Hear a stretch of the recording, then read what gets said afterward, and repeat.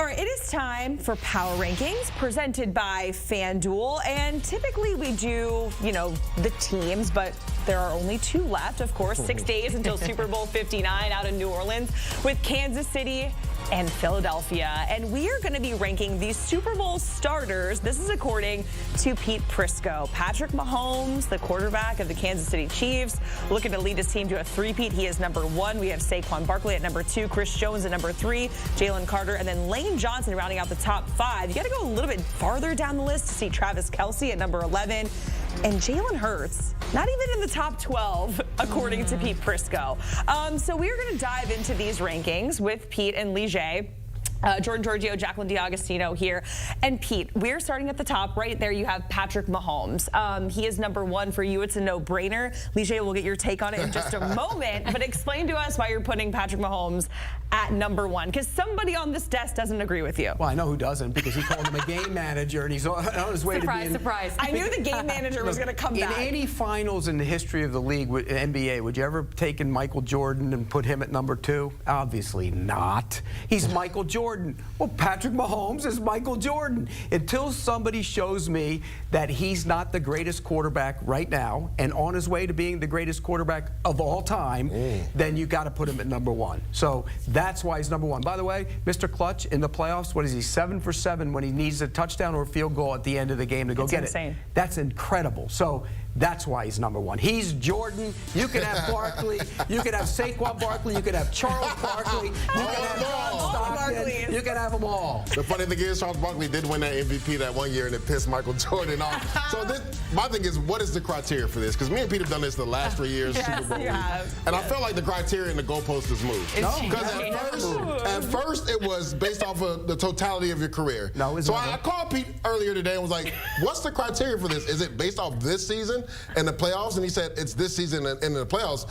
And if that's the case, nobody's been more impactful than Saquon Barkley. He's only 30 yards away from breaking Terrell Davis's all-time single-season rushing record when you talk about regular season and playoffs. Saquon Barkley just needs 30 yards to do that. Now, I get what you're saying. If I'm starting a franchise, he's the first. Patrick Mahomes is the first guy I'm taking no matter what.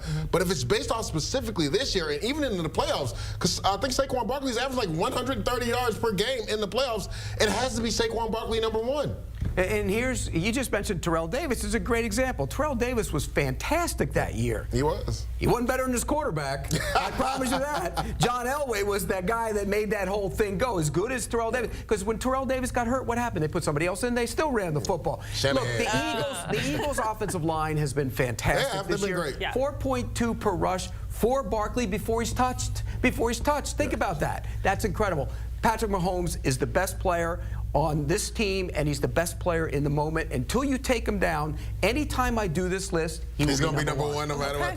This is the only thing, like, because we actually had a conversation. DeAndre Swift had a career year. I believe he had 1,300 yards, but the difference between Swift and Barkley is that Swift would take those carries 20-something yards. Barkley's taking them 60 or 70 every time he gets into the open field. One quick thing. If Josh Allen played, and we ranked the starters going into last week's championship game, and Josh Allen was playing the Chiefs, who would you put number 1, Allen or Mahomes? Based off this season? Period. Who would you put number 1? Of course, Mahomes. Okay, it's the same argument. But that's why I asked him for this season. If it was this season, I would put Josh Allen. The defense rests would go to prison. That's why I asked this season, because I would have put Allen in front of him. Okay, in Pete's defense, which is just a wild statement to kind of say out loud, but you don't have Saquon Barkley far down your power rankings list. He's number 2.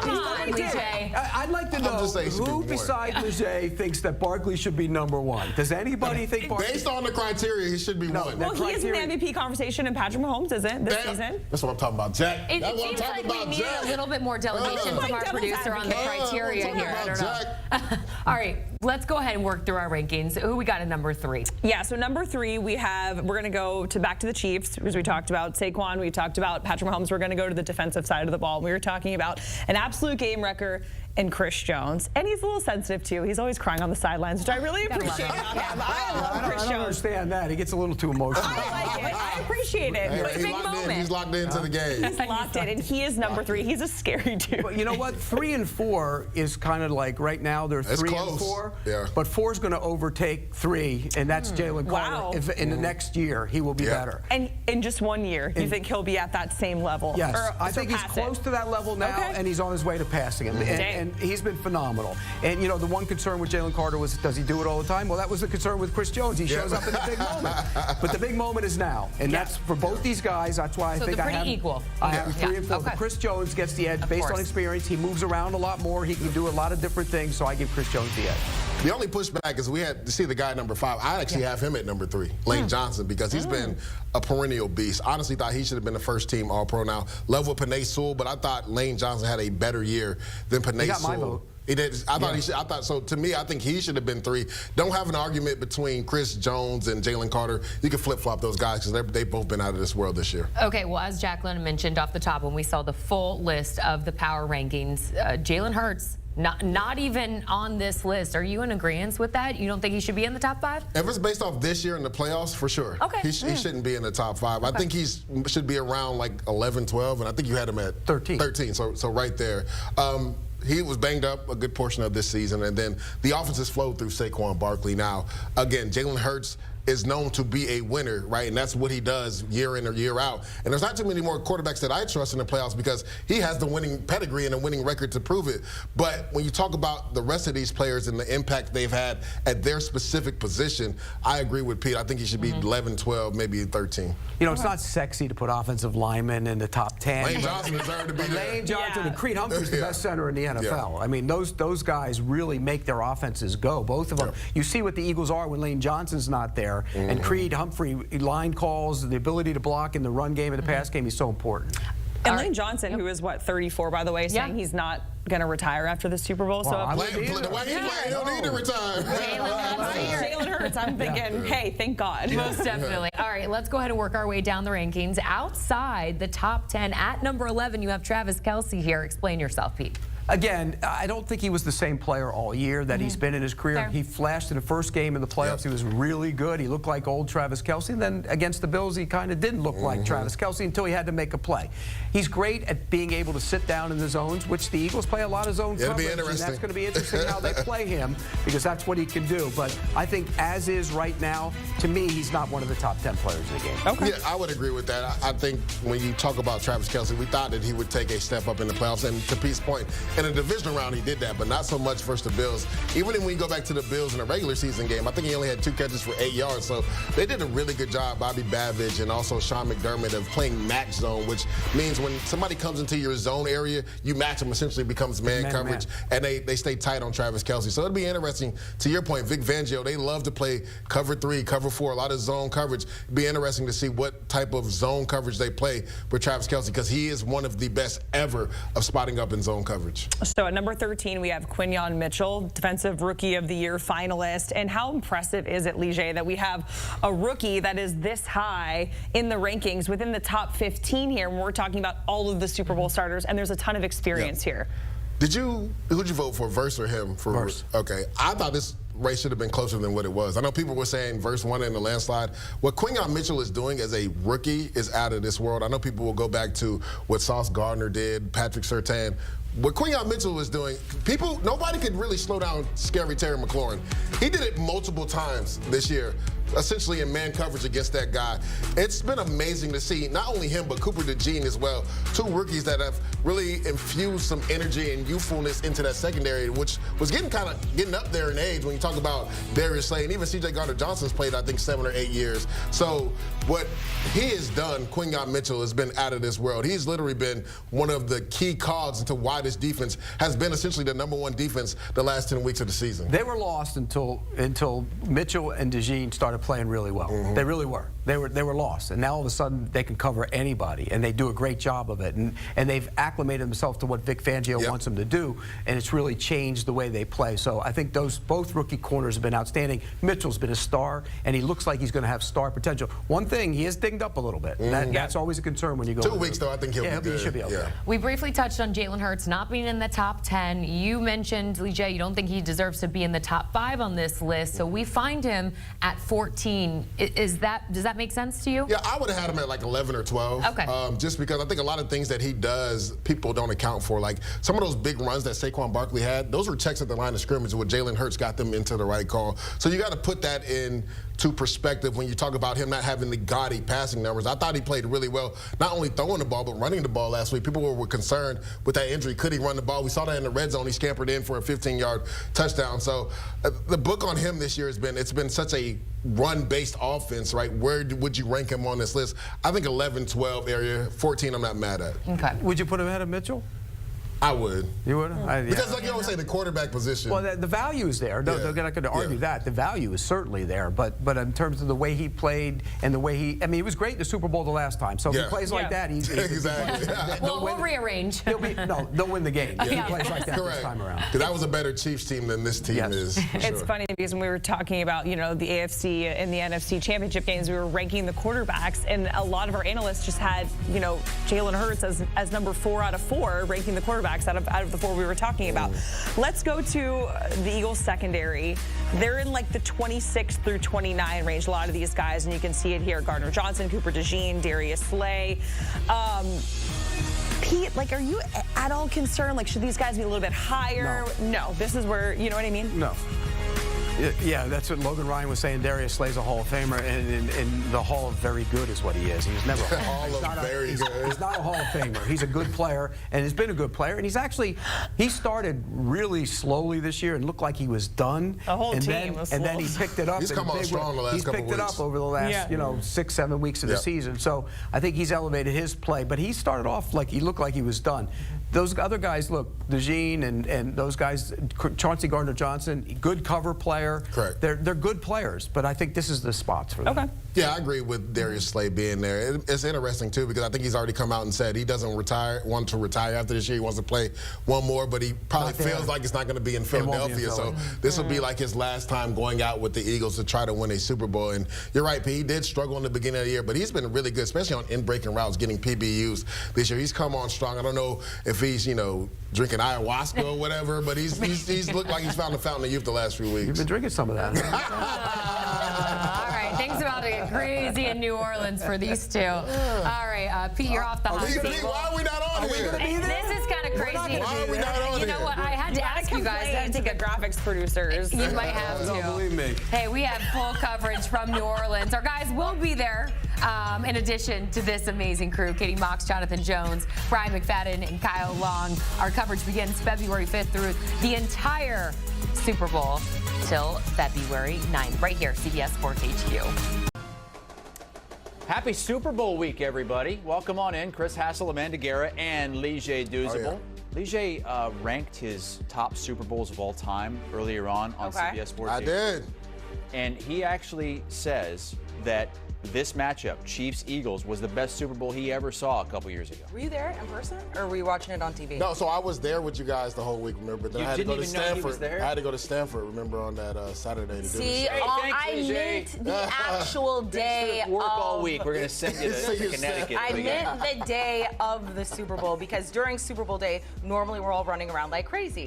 We are here this week. So, look, let's get into it. Look, by the way, Super Bowl week, a lot of things are going on today. So the teams are there. You have opening night tonight. That's when everybody can go kind of, it's fun, but you ask the players and coaches questions. Roger Goodell's going to be addressing the media today. Potential changes. I'm sure he's going to be asking about the refs. But I want to go back. Let's go back. We're going to be talking about Super Bowl 57 and lessons learned.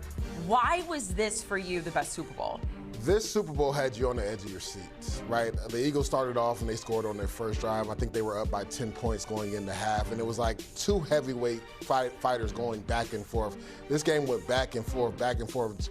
Jalen Hurts ends up having a fumble that Nick Bolton scoops and scores in the first half.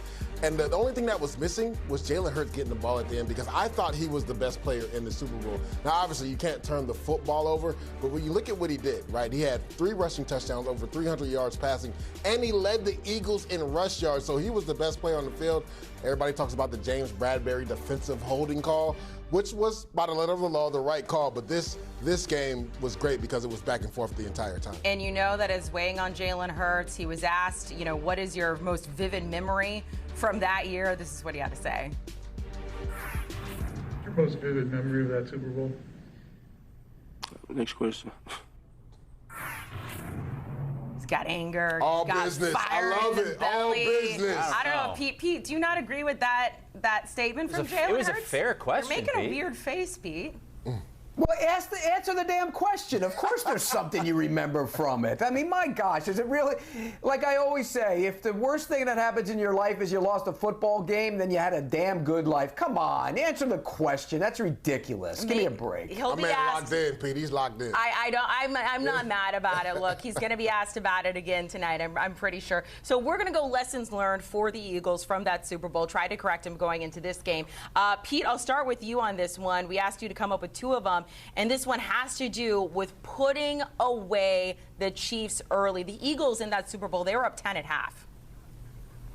Yeah, they were. And look, 10-point lead at half is nothing against Patrick Mahomes. And the Eagles found that out the hard way. And maybe with a questionable call, though it was holding, but they found out the hard way. You have to put him away. If you have a chance, don't let him come back. And if you get a 10-point lead, make it 17 and keep trying to do what you're doing. Put that team away, because if that guy's alive and kicking and throwing the football at the end of the game with a chance to come back and win it or tie it and send it to overtime, he's going to do it because that's who he is. Patrick Mahomes is the greatest clutch quarterback in the history of the league in terms of the big games. And so if you're the Eagles this time around, if you get a lead and it's 10 at the half, make it 17. If it's 17, I'd recommend you make it 24. Put that team away. I agree with Pete, because when you look at what Patrick Mahomes has done, I think Joe Burrow was the only one to beat him in a close game when it came to the playoffs. So this is a guy that if the game is close and he gets the ball last, you have no shot. Patrick Mahomes is going to beat you. He's going to break your heart. Josh Allen has learned that lesson the hard way the last couple of years, and he learned it just a week ago versus the Buffalo Bills. So I agree with Pete. You have to be able to put them away if you had a league. Like you said, if it's 10 points, that's not enough for Patrick Mahomes. Try to get it to 17 or 20. Easier said than done. Make it 40, 50. I would say it's easier said than done. So this is my question, because we've seen this with a couple teams this postseason. Pete, where does it come from extending the lead to being aggressive? I mean, are we talking like go for it on those 4th downs? Where do you find that good balance there? Yeah, don't play scared. That's the one thing. And look, Nick Sirianni usually doesn't, but you can't go into a big game and play scared. If they go into a big game and play scared, it's going to cost them a chance to win it. So be who you are. Don't get caught up in the moment. And if you have those 4th down plays, I'm usually one kick field goals, but you don't kick field goals against Patrick Mahomes in the biggest game of all. So be aggressive. Take your shots. Take some throws down the field. And then when you have an opportunity to go up, if it's going to make you go up 13 or go up 17, try and go up 17 because you're going to need it. Lige, you mentioned how great Jalen Hurts was in that game. 3 touchdowns on the ground. He ran for 70 yards. But they didn't get anything from the running backs in that game. A little bit different with Saquon now. Correct, and you got to think that's the focal point of their offense, so they have to be consistent in running the football. To your point, DeAndre Swift in that Super Bowl 2 years ago had 7 carries for 16 yards. That's not going to get it done against the Kansas City Chiefs, and it'll be interesting to see what Steve Spagnuolo does to try to mitigate this potent run game from the Philadelphia Eagles. And you look at Saquon Barkley, just 30 yards away, guys, 30 yards away from becoming the all-time single-season rushing record holder when it comes to regular season and the playoffs. So he's been special this year. Now, me and Pete actually talked about this.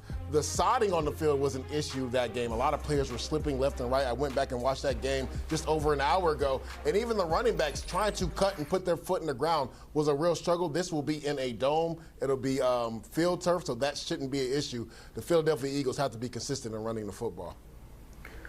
The thing I want to see here is what Steve Spagnuolo does to try and take away Barkley. Because Spagnuolo's been arguably the best coordinator in the history of the postseason. Remember what he did to the undefeated Patriots when he was with the Giants.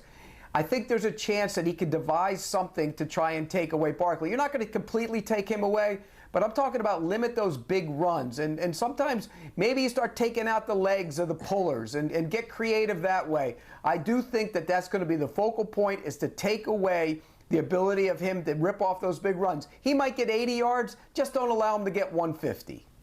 We're going through lessons that the Eagles need to have learned. And you talked about Spags needing to shut down Saquon Barkley here. Pete, this goes to your next point, but on the flip side of it, trying to contain Travis Kelce, because it does feel when Patrick Mahomes is going to take a shot down the field, somehow Travis Kelce is always there.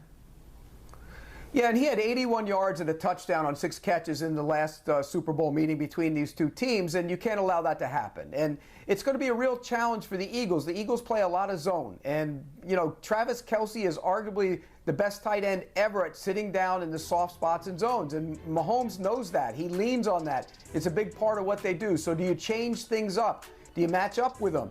I think they need to beat them up at the line of scrimmage as much as possible. If you look back at some of the teams that have, you know, done a nice job on them, they don't let them get into the route as easily as some other teams do. So I think there will be a plan devised to try and take him away. But more than anything, be aware where he is. And if he is in line, beat him up. If he's out wide, make sure you bracket him sometimes. Don't just allow him to turn around, sit down in the middle of the zone, and catch a football and move the chains. I think that's how you're going to get feet. He's going to end up with a lot of catches. Yeah, Pete, you can't allow Travis Kelce free access into your secondary. And I go back and I watched that game from 2 years ago versus the Eagles. Jonathan Gannon played a lot of zone coverage, and that's why he had a lot of success. And even when they went man coverage, he would beat the jam at the line of scrimmage and win. So you have to put hands on him. I thought the Buffalo Bills did a really good job in match zone coverage, where they played zone coverage, but once Travis Kelce go into an area, the defender would match him and essentially play man coverage. You have to disrupt that timing between Patrick Mahomes and Travis Kelce. You see it right there. In the playoffs, this guy is at his best. You have to make sure you mess up that timing. Do not allow him free access into the secondary. And I think you also wonder, like, is this his last Super Bowl? They have, like, some plays drawn up that they've just been waiting this whole time, and they're going to try to get Travis Kelce those final targets in his final game. Do you guys think this is his last game? I think if they win it, this could be his last game. Pete? Could be, yeah. Yeah, I think it could be, definitely. And I know Danny Cannell wants to know if he's going to propose to Taylor Swift. If do it, man. Do it. Storybook. Chris was all over Taylor Swift last night at the Grammys. He read into her whole outfit. Watch the Grammys in my life. We continue to talk about things that the Eagles can take from that game 2 years ago that went back and forth, and they ended up losing by 3. Lige, your next one is play turnover free. Yeah. I mean, it really does mean free, because they only turned it over once. But, man, that was the difference in the game. And you said it. That was the difference in the game. A scoop and score by Nick Bolton. And the thing is, the Kansas City Chiefs execute at a high level. If you turn it over one time, that's too many times. They lost the turnover margin last week to the Buffalo Bills and still won the game. So if you turn it over, you have no chance to beat them. So they got to play mistake-free, whether that's Jalen Hurts holding on to the ball, whether he's a runner, whether that's him in the pocket, and guys are trying to strip at the football. They have to play mistake-free, because no team executes at a higher level than the Kansas City Chiefs. You cannot give them more bites at the apple on offense. You got to play mistake-free. Yeah, and again, that goes back to running the football. If you run the football, usually you have a much better chance to play mistake-free football, and that's why the Eagles have been really good at it down the stretch. So I think run the ball, don't take as many chances down the field. I think they can limit those mistakes, but you're right. If you turn it over against the Chiefs, you will pay. So now it is officially Super Bowl week, and you know that means Saquon Barkley. Now, he won't be trudging through the snow. This game's indoors in New Orleans, but it's Barkley and the Eagles getting ready to take on Pat Mahomes and the Kansas City Chiefs. Right now, Chiefs slight favorites. That total right around 48.5, 49. So almost essentially a who do you think will win this rematch of 2 years ago? That was an incredibly close game that was played out in Glendale, Arizona. All right, let's get Brian McFadden in. He played in 3 Super Bowls, won 2. How or what has changed since you first realized this was going to be the matchup? Like, how has your opinion changed about this game over the last 9-8 days? Well, I guess my opinion is still the same. I still believe the Chiefs will win this ball game, but my thoughts are starting to change. and here's why. My thoughts about this game is starting to change and more about Philly potentially having more than what it takes to win this ball game. When you look at Philadelphia, we know about Saquon Barkley. We know about the offensive line. We know about the coaching on the defensive side, and the same can be said on the offensive side. But this is a matchup that could pose to be a difficult matchup for the Chiefs. When you look at the Chiefs last year in the Super Bowl matchup against San Francisco, right?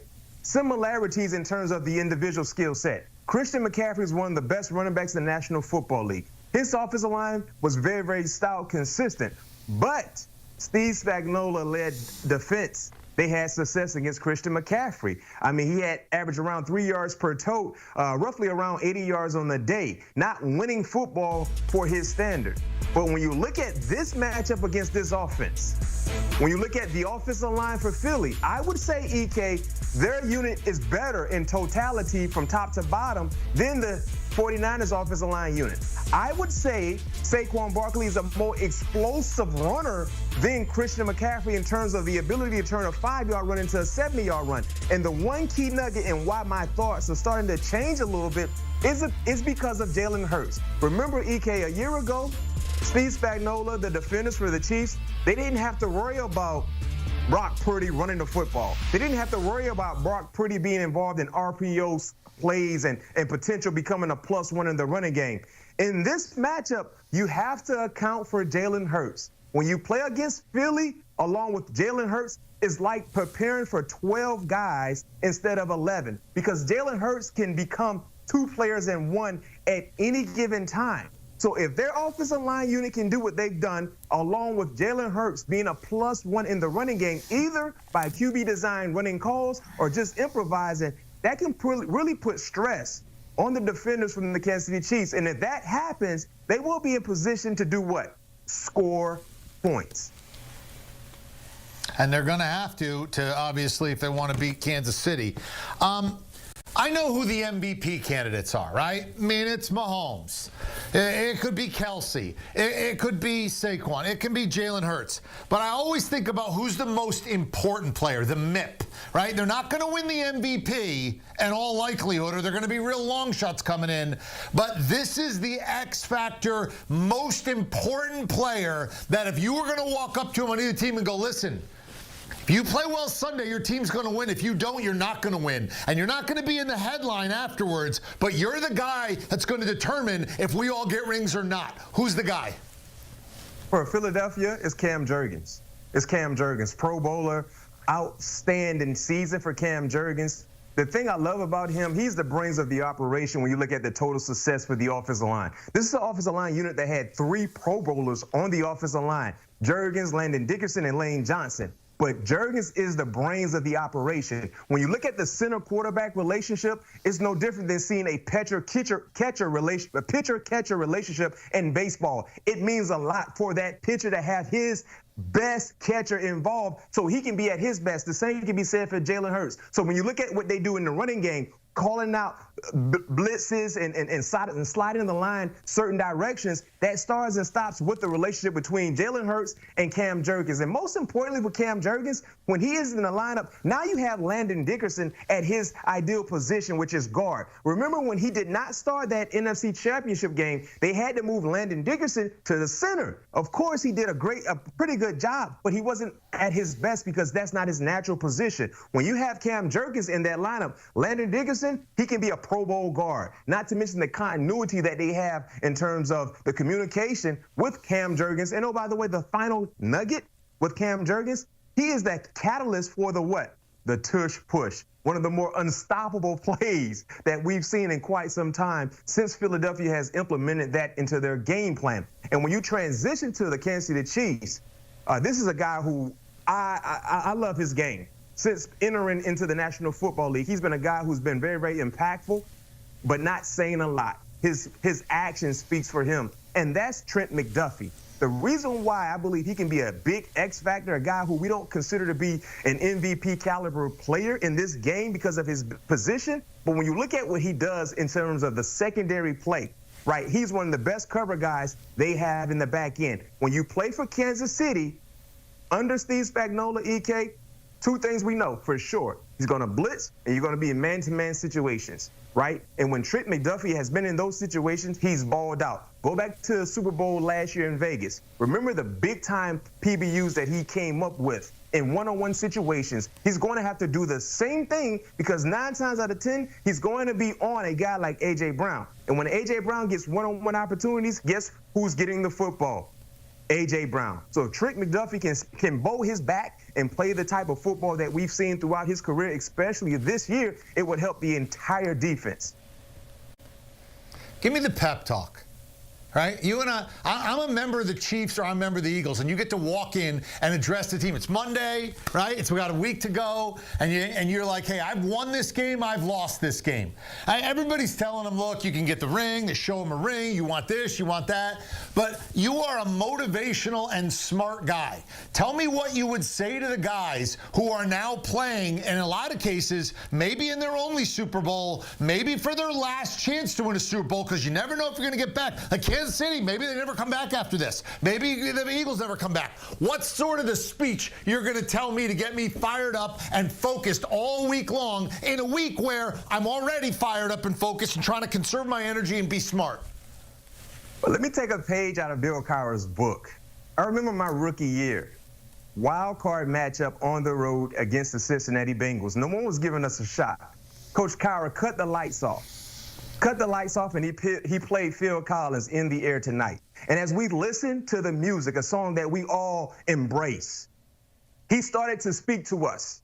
Embrace this moment. Do not take it for granted. Because one thing we know about this ball game today, if we lose, this will be the last time this team is together. Meaning they're going to be changing the roster. So take advantage of it. Fight for your brother to your right. Fight for your brother to your left. And leave it all on the line. When this game is over, your gas tank better be on E because you left everything out there on the battlefield. Play harder for longer because if you do that, we will come out on top. So if I'm the Philadelphia Eagles, this is a very, very special moment because the majority of these guys that are a part of this game, they were a part of the losing team 2 years ago. They had to embrace and experience the confetti coming down in Chiefs colors. They had to embrace and experience the Chiefs players celebrating, their fans celebrating while they had that slow trot to the locker room with their head hanging low. Remember how that feels. You control not feeling that way again. If you want to win this ball game, you'll go out and win it. I love it. I'm in. That's what I wanted. That's exactly what I wanted. Excellent job as always, Brian McFadden, from the Mustangs to Florida State. So there it is, Pittsburgh Steelers and a Super Bowl championship. That's where he is. All right, we got the biggest stuff, right? New Orleans. He'll be down there. You see him right there on the end. February 5th through the 9th, it'll be CBS Sports HQ in New Orleans. Two teams with two different strengths heading into Sunday's game, putting both rosters head-to-head. The Eagles undoubtedly get the edge at running back with Saquon Barkley having a record-breaking season. Wide receiver as well, headlined by A.J. Brown and Devontae Smith. But on the other end, Travis Kelce and the Chiefs' host of tight ends, along with their experienced kicker in Harrison Butker, maybe getting the position battle locked there for Kansas City. But there are still several other positions that are up for debate, which is why we're bringing in CBS Sports NFL analyst Lige Douzable as we put the Super Bowl 59 rosters head-to-head. And Lige, I'm not going to bury the lead here. We're going to go right to the quarterback position because I know many are going to automatically give Patrick Mahomes the edge here, but I'm going to try to build a case for Jalen Hurts for a second. He outperformed him in completion percentage, passer rating, yards per attempt, while also throwing less interceptions in 2024. And if you think about it, Mahomes, in all actuality, having the worst statistical season as a starter. But you got to be honest. I mean, that doesn't say much considering what he's done in years past. But with all that being said, did I sell you on Jalen Hurts in the quarterback battle, or you rolling with Mahomes?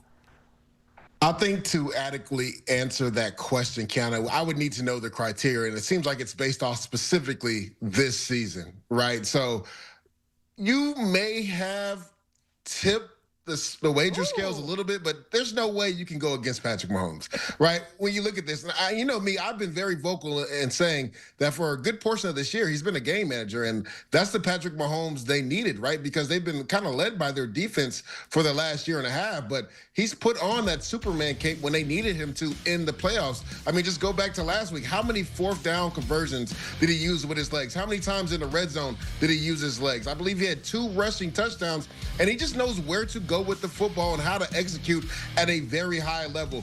When you look at this in totality, Kiana, if he were to go on and win this Super Bowl, he would be tied with Joe Montana for Super Bowl rings and Terry Bradshaw. Only Tom Brady is the only other quarterback that has more Super Bowl wins if Mahomes were to go on and win this one. So we're talking about if Mahomes wins this Super Bowl, putting him at the number 2 spot all time at the quarterback position.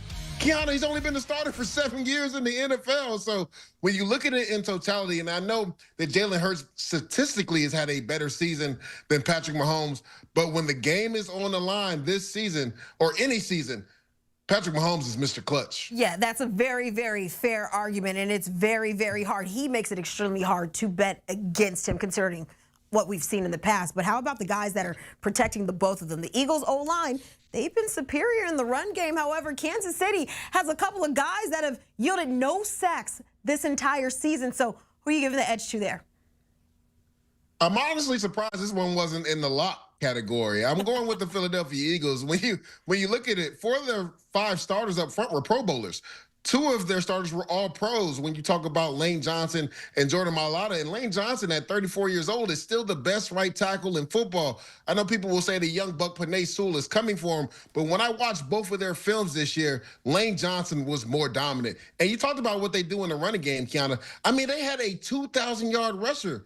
If Saquon Barkley just gains 30 yards in the Super Bowl, it will be the greatest single-season rushing season for any running back all time. He will surpass Terrell Davis. So when you look at what the Eagles have up front and how Saquon continues, just like we see on the screen, to have these gaping holes and with that explosive ability, runs 60, 70 yards. But also, they're one of the best pass-protecting teams as well. I thought this should have actually been in the locks category. I'm taking the Philadelphia Eagles. When you look at the Kansas City Chiefs, yes, they have a really good interior 3. Joe Tooney is one of those guys that has slid out to left tackle. They have had issues at left tackle and right tackle. I think this is a landslide. The Eagles win this one easily. A lock for Philly in this one, which is also very fair. But now I got to go to your favorite position group, and I'm talking front 7. And to be honest, the outcome of Super Bowl 59, I believe, might hinge on which unit has the better day. But who has the better unit heading into Sunday?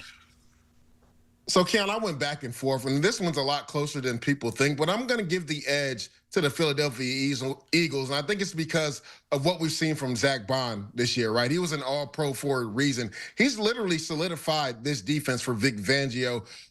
People forget, coming into the season, he was supposed to be a special teams ace. He wasn't even supposed to play defense, and he has led this defense to an all-pro season. Then you talk about Jalen Carter being a game record. To me, him and Chris Jones kind of cancel each other out, and that's why I give the edge to the Philadelphia Eagles, because they have Zach Bond, who is an all-pro. When you look at the rest of the Kansas City defense, like Nick Bolton is a heck of a player. George Karlaftis is a good player. But Zach Bond has played at a different level when you talk about what he's done this year. And then that guy right there on the screen, Nolan Smith, has really come on strong the last couple of weeks. He constantly gets to the quarterback and getting sacks in the playoff games. So I love that duo of Jalen Carter and also Nolan Smith with Zach Bond. I give the Eagles a slight edge when it comes to the front 7. Okay, slight edge. Got you there. But I want to talk secondary now, because Chiefs Trent McDuffie, I mean, arguably one of the best corners in the league. But then you look at Philly, they host a trio of DBs that include a potential,